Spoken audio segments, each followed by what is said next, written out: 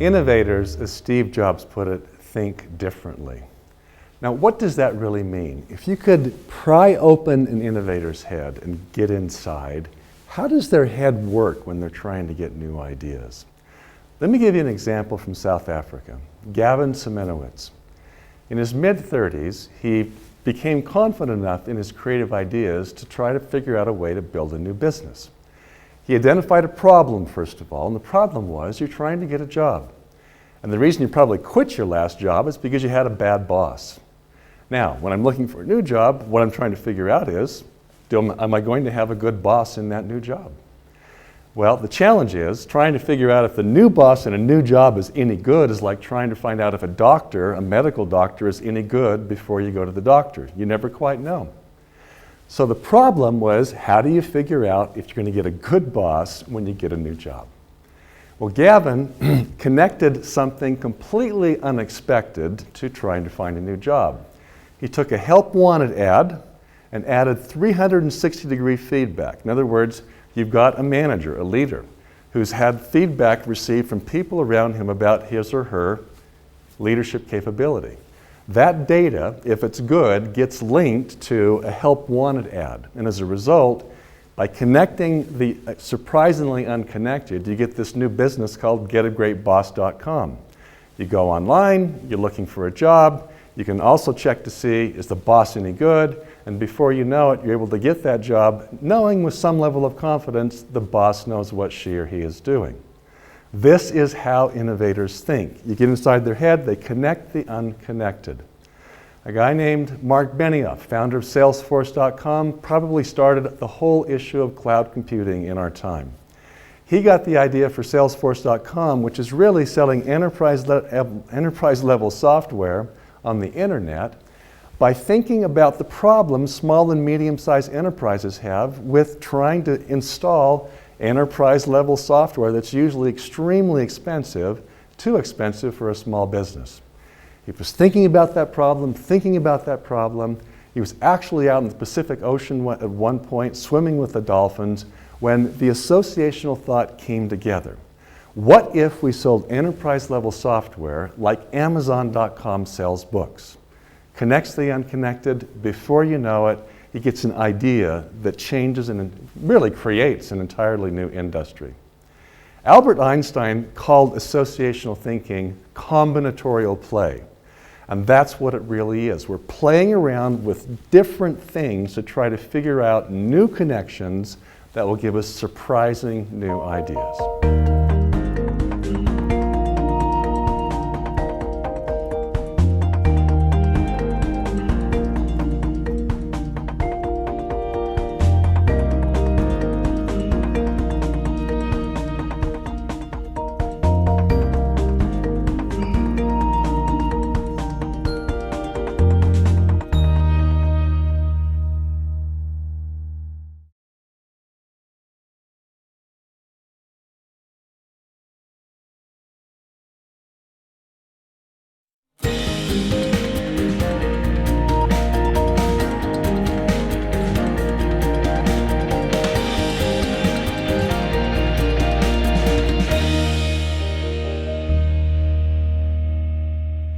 Innovators not only think differently, they act differently. They usually start to get a new idea by asking questions. Questions are actually the starting point of where we get new ideas. Provocative questions are the ones that make us uncomfortable inside, but that's what innovators do. They're constantly trying to ask about the world around them in order to disrupt the status quo and to challenge it. A.G. Lafley, who was the CEO of Procter & Gamble from 2001 to 2009, was the classic questioner. When I first met A.G. Lafley, he was basically questioning me when I was trying to interview him, and his questions were more provocative, to be honest, and more frequent than my own. I was asking him about global leadership, and I had a list of questions when I went into the interview, but by the end of that interview, again, his questions were larger in number and deeper in terms of insight, to be honest, than my own were. Now, he had that questioning mindset, and he starts every week with that same sort of logic of what can I learn in the world. In fact, he asks himself at the beginning of Monday morning, what can I be curious about this week? And then when he travels around the world, they operated in 186 different countries, he's going into a new country. And when he does, he leaves the airport, and the first place he goes, running a consumer products company that's selling healthcare products, cleaning products, home products, the first place he goes is to the supermarket or the stores. Now, when he's there, he's trying to ask questions of himself and of the world around him.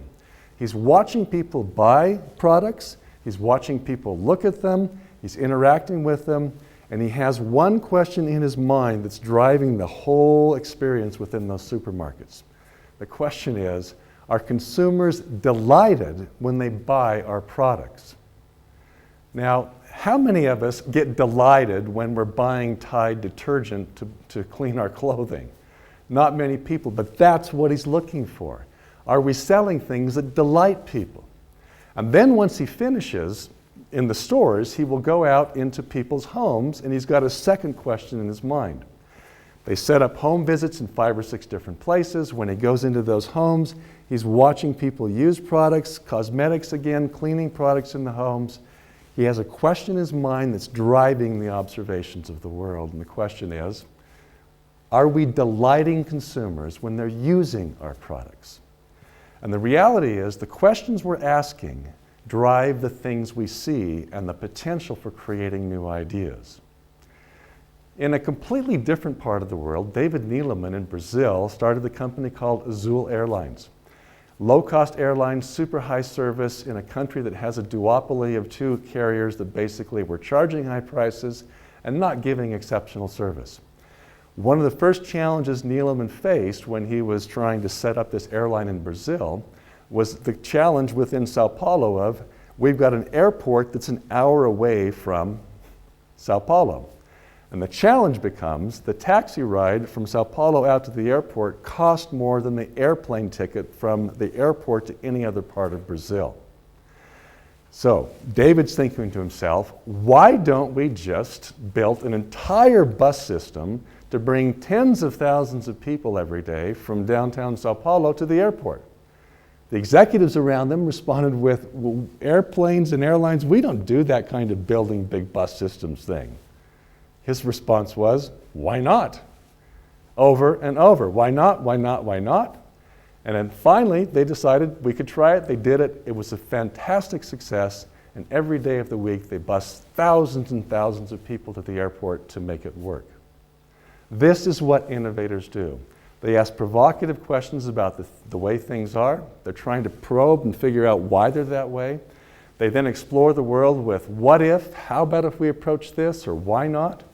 Some of their classic what if questions expand the world. Steve Jobs was classic at this. He would constantly ask, what if money were no object? What would we do around here? And we know the results in terms of their incredible products. Other innovators ask constraining questions. They're basically sometimes asking things like, what if we were legally prohibited from selling our products or services to our current customers? What would we do? Whom would we sell it to?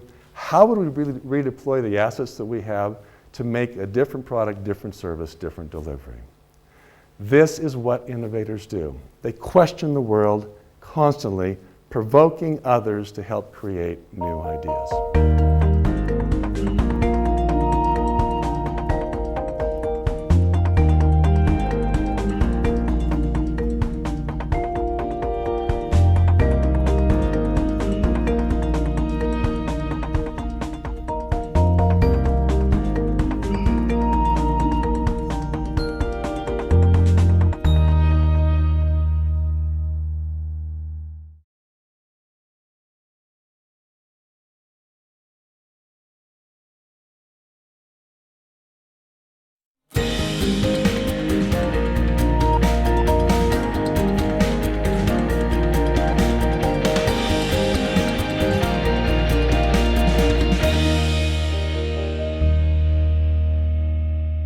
Innovators are observers. They pay careful attention to the world.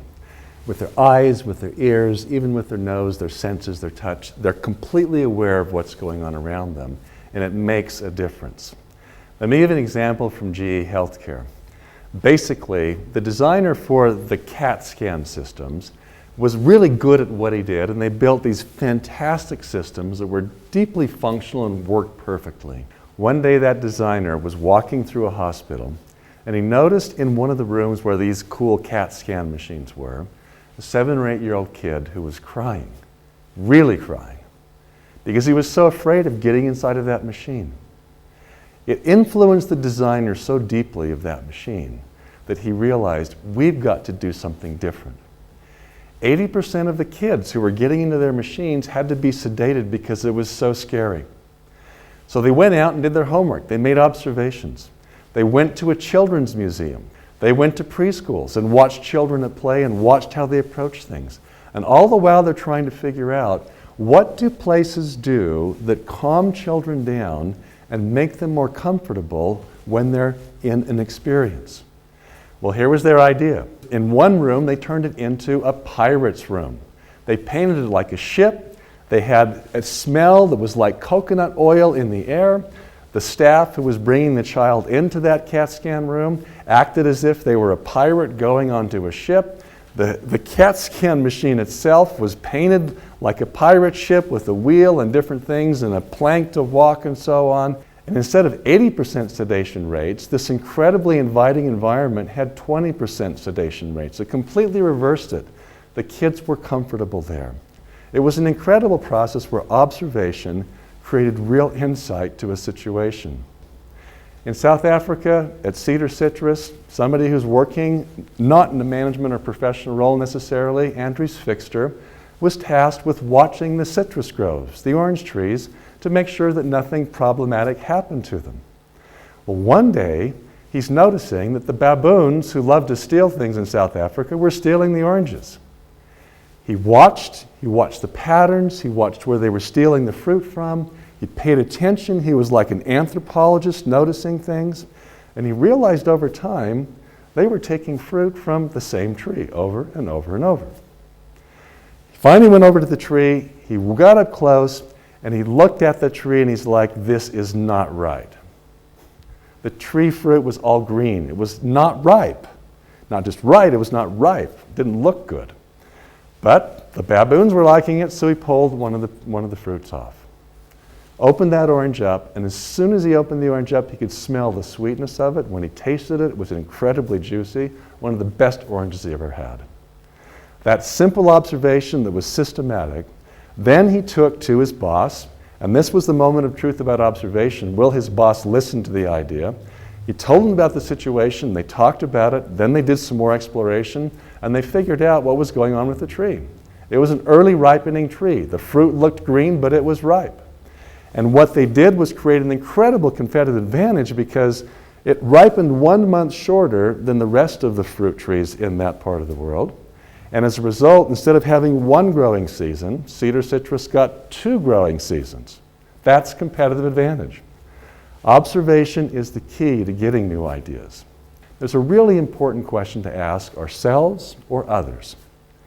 What was unexpected? What was surprising in the observation we just made? It might be visiting with a customer, might be a supplier, might be the way in which work is done within our own workspace.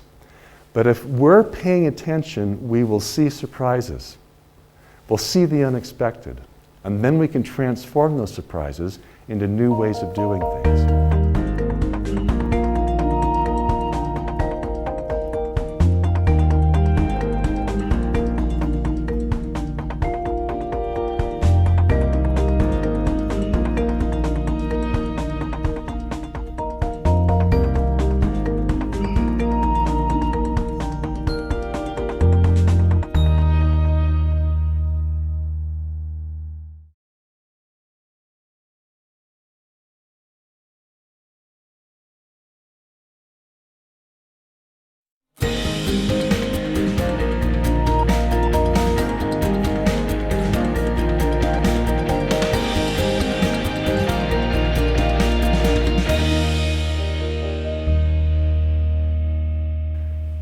Some innovators like to watch the world, they're observers.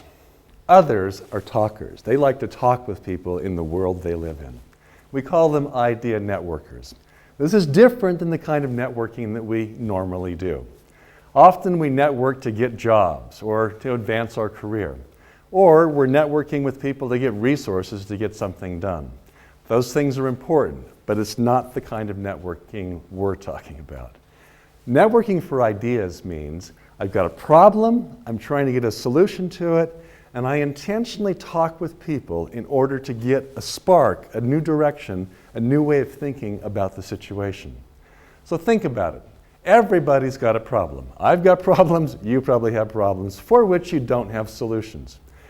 If you've got that kind of situation, you could identify some people. You might even want to make a list of people that you would go talk to in order to get some great new ideas. In other words, this person, that person, you think to yourself, if I talked with them, I have confidence that they would help me see this differently because they see the world differently than I do. If you're a man, do you have women on your list? If you're a woman, do you have a man on your list? We see the world differently. If you're in an accounting background, do you have somebody from a marketing background or a medical background on your list, a different technical background? If you're in the healthcare industry, do you have someone in the chemical industry on your list? By switching industries, we can see things differently. If you're from Zimbabwe, do you have somebody on there from Singapore? Different countries make an incredible difference in terms of being able to see the world differently. Do you have somebody on your list who's from a different political persuasion? You're on the right, they're on the left, you're conservative, they're liberal. That can make a difference. Do you have somebody who's maybe 30 years older than you on the list? Or perhaps if you're my age, somebody who's 30 years or more younger than you are on the list. Mark Benioff, again, the founder of Salesforce.com, cloud computing, arguably started that whole industry. He started Salesforce over a decade ago, and essentially now he's in his early 40s, which is ancient for the internet. He knows that, he's aware of it. He systematically asks young entrepreneurs, young technical people to come to his house for dinner. Why is he doing that? He's networking for ideas to get new perspectives on things. One of those dinners had Drew Houston, the founder of Dropbox, who's much younger than Mark Benioff is, and they were talking about different issues, and those conversations led Salesforce.com to build a new product called Chatter, which combines Twitter and Facebook in novel ways to work inside of an enterprise-level software system. The idea probably wouldn't have happened without that kind of conversation across generational differences. The McVicker brothers were in the business of making industrial putty. One of them was married to a woman who basically was in the educational industry, different place, different context. She was a teacher. She was complaining one day at dinner about the struggle of, you've got this Play-Doh, but it wasn't Play-Doh really. It was that stuff you put the flour and the salt and the water together and you make stuff with it and it usually dries out and falls apart. She was complaining about those problems. The McVicker brothers basically said, we make this industrial putty for industrial purposes. Why don't you take a can of that to your students tomorrow and see if they can play and sculpt and do great things with it. She tried it. The kids loved it. It's now over 50 years later, 2 billion cans of Play-Doh later, but that whole business product of Play-Doh came from a conversation at a dinner table between somebody in the educational industry and somebody making industrial putty. That's what works with networking for ideas. We talk to people who aren't like us.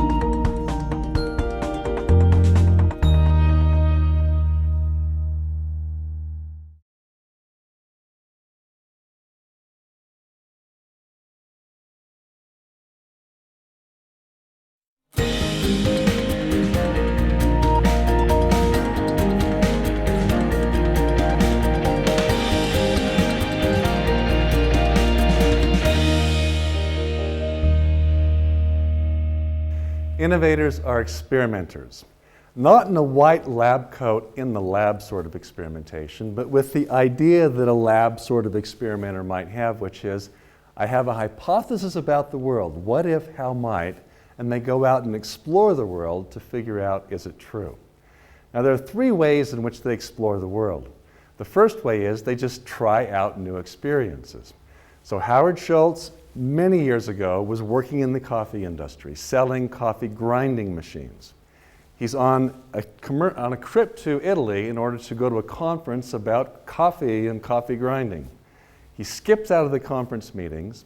He goes to different coffee shops. He's totally surprised by the taste, the smell, the experience, the socialness of it. And he ended up staying there 2 weeks, completely immersing himself in the experience of this new stuff of coffee that he had in Italy that he'd never had before anywhere else in the world. Then he goes back and creates what we know now as Starbucks coffee. Now, again, it doesn't have to be somebody famous. It could be somebody like a guy named Nate Alder, who's a snowboarder. He lives in cold weather. He loves to be up in that cold sort of world of snowboarding and mountains. He was on vacation one time in Brazil, and he loves also to scuba dive, but he'd never gone really deep, where you have to have a dry suit that your body's dry. The wet suit, which is really a dry suit, keeps your body warm inside so it's not as cold. In between that dry suit and your skin, they put argon gas. It's heavy gas. It keeps you warm when you're down there in that deep, cold water. Did the dive in Brazil, had a great time, came up, was going on the boat back to the shore. He's thinking about what it was like down there deep under. And he's thinking about what it's like to be on top of a mountain when it's freezing cold. And he realized, what if we took that argon gas that they put in those dry suits underwater and we created the whole clothing line for people like me who love to snowboard? Well, that's what he did. It's called Climate.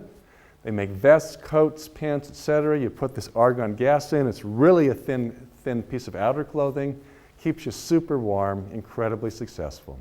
All that comes from trying something different and having that experience then lead to a new idea.